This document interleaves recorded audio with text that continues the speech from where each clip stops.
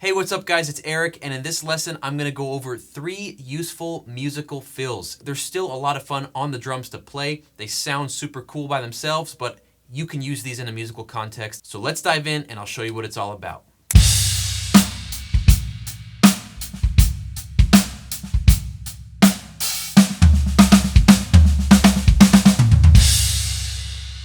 Now in the first fill, we are playing the subdivision of 16th note triplets, so we have 24 notes to work with.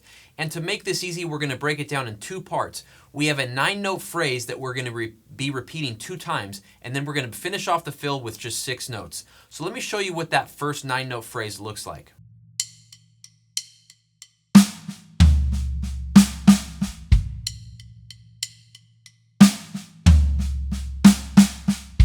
So most of this is played on the snare, but we have some accents and some ghost notes, so pay attention to how we're playing this. We have right accented, left ghosted on the snare, right accented on the floor tom, left left ghosted on the snare. So right left right left left, then we have right left both accented on the snare, and then a right ghost note before we play the kick. So all together that looks like.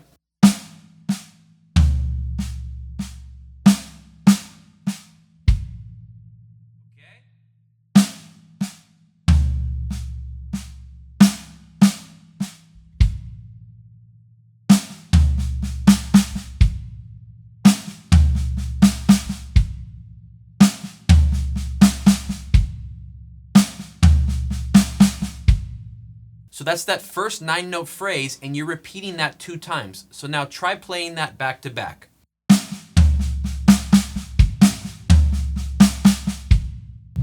Now it starts to groove. Now you start to feel that rhythm.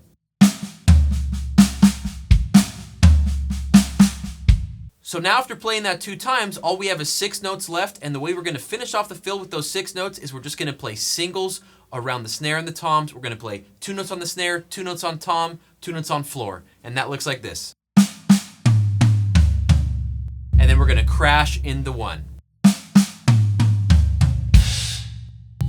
All right, so now let's play that whole thing together.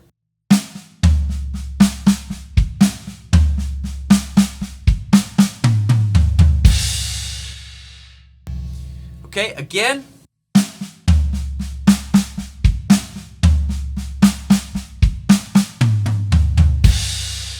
All right, and there you have it. Now let's play that to a click at a couple different BPMs so you can start to feel it in the groove.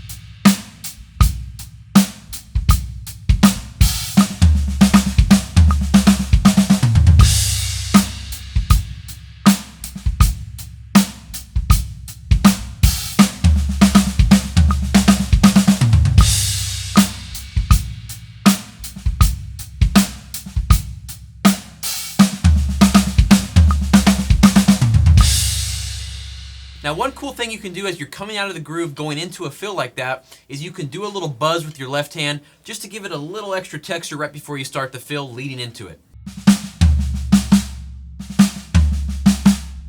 Just has a nice kind of feel, it's very musical, those kinds of things. You want to add little buzzes, little textures to really make it sing and come alive. Okay, moving on to fill number 2, guys. This is a straight 16th note fill, and it's only 8 notes long. So it's a lot simpler than the last one. No triplets here. We're just playing straight 16th notes, and it's only a half measure long, so it works great as a transitional fill. As you're coming out of the verse, going into the chorus or something like that, you just need a nice quick fill. This works, and it's not your standard, Pat Boone, Debbie Boone kind of thing that you've heard a million times. So it's something a little different, but it's also very simple, and it sounds good, and it's useful. The sticking of this is just right, left, kick, kick, right, left. Yeah, simple as that, but it matters how you articulate it. So we want to accent those first 2 notes and ghost note the second 2 notes, and then we have that kick, kick, and then the last 2 notes we want to play nice and big. And it also matters how we orchestrate that. So guys, you could take a simple fill like this, which is just singles, 4 singles with the hands, 2 kicks, and then 2 more singles with the hands. Super simple, and you can make it interesting by the way you articulate it and the way that you orchestrate it on the drums. So the first thing that we're going to do is we're going to accent the first 2 notes, and we're going to ghost note the second 2 notes. That just totally changes the sound right off the bat and makes it more interesting. So here's what it looks like. Right? First 4 singles, then we have kick, kick, and right, left. And the last right, left, we're going to be putting our right hand on the floor tom, left hand on the snare. We want those notes to be nice and big, especially because that last snare is a nice crack before we go into the 1 and crash. So here's what it looks like nice and slow. All right, again. And then we crash, right? Simple as that, but up to speed, it sounds a lot more interesting. Now let's put this in a groove context at a couple different BPM and have some fun with it.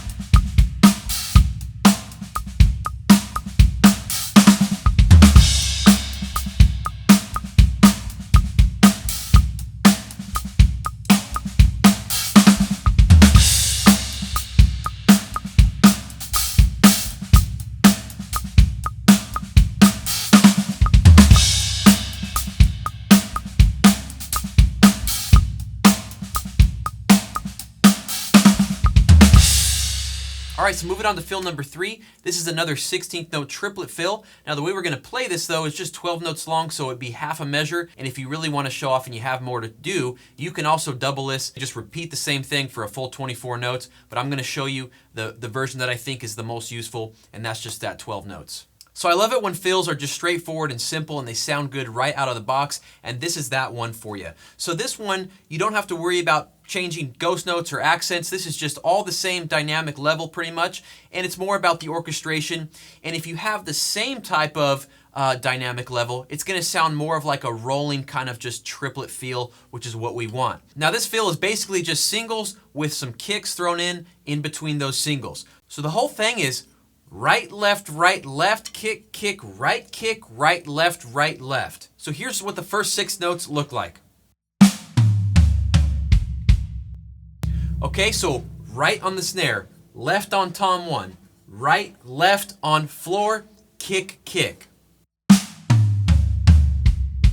Now the next 6 notes, we have, all right, right kick, and then 2 on the rack, 2 on the floor. And then we're going to be crashing on the 1. My dynamic levels with my hands are pretty much the same. We do have a lot of time with those kicks, so make sure you're timing that right. You want to space out your notes evenly with this one, and that's going to make it sound good. Now it really starts to take its form and sound good when you play at faster tempos. Now let's play it to a couple different tempos, play it in a groove context, and really get its true feel together. Here we go.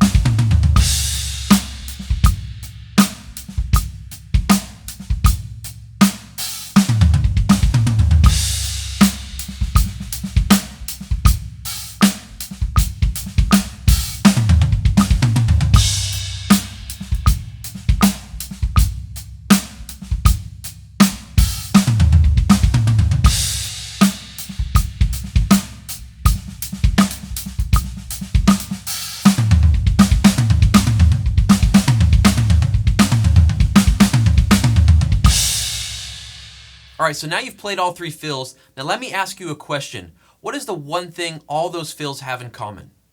Do you know? They're all linear. Okay, so we're not playing any 2 notes at the same time. If you notice, our hands are separate from our kick. So each note is played individually. None of those notes are overlapping, and that's what linear means. I don't know if you've heard yet, but I am running a free training. This is really useful from beginner all the way up to advanced drummers. We cover so much in this free training. I'm offering it right now for completely a free, no charge. You just sign up with your email and you can stream this training right from your phone right now. You can click the link down below to watch it. I want to cover a lot of these key points in drumming, and I would like you to get the most out of that. So if you want to hear more about this style of linear drumming as well as other necessary and essential things that all drummers should know, then make sure to visit that free training in the link down below, and you can sign up right now and watch it or schedule a time to view it later. So guys, make sure to hit the bell in your subscription so you know when I come out with a new lesson, you get notified about that, and I can stay up to date with you, and you can help me reach more drummers with these free lessons. Thanks so much for watching, and I'll see you on the next one. Take care.